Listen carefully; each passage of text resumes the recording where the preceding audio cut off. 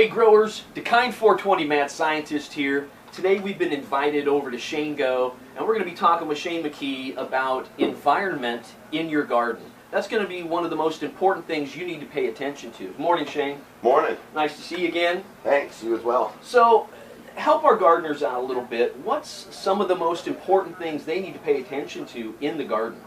You know, for me it's always environment. If you look at real estate, it's location, location, location. Gardens to me are always environment, environment, environment. Front side planning and the money spent on the front side of getting an environment right in the garden is the best money you can spend and will do the most for you in your yield in your garden and mitigate any loss, crop failures, and or pests and disease as much as possible. Do you believe that having some redundancy in the garden is a good thing? Not just one system in place, but a backup as well? I think it's critical. A lot of the equipment that we buy is built in China, and not to say that some of it's not good stuff, but you know, we lean on it 24 hours a day, 365 days a year, and count on it to keep us from losing.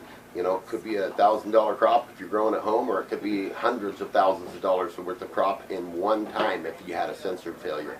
So we'll take a digital controller, electronic controller, and back it up with a analog or a solid state controller, just in the event that we had a sensor failure even, or something else that catches that. And generally what I'm speaking of there is a high temp sensor. It's critical that you have it. They're cheap to build, they're cheap to buy, and you can count on air conditioning failing, you can count on fans failing, or a fan doesn't, if you're air cooled, the fan doesn't even have to fail. It could just be a hot day outside. If it's 100 degrees out and it's 90 degrees at night, that's not going to cool your room even at midnight. So having those high temp sensors, and really the optimal way to do that is have them shut down part of your lights. You know, we don't need it to shut down all of them, we need it to shut down half of them to where it'll run good through the night or through those hot days or through a equipment failure.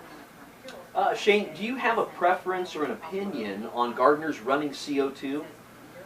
We prefer to run it for multiple reasons. One, there's the ability to increase your yield with CO2. We're firm believers in that. But two, if you're running CO2, that generally means you're running a sealed environment.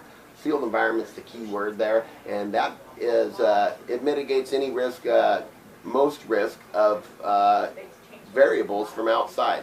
We look for fixed environments, and the reason why, we don't want our room to run hot when it's 120 and cool when it's 20 degrees outside. We want it to be 77 degrees year-round, always the same humidity, always the same temperature. And what that allows the gardener to do is not be focused on his environment, but rather focused on loving the plants.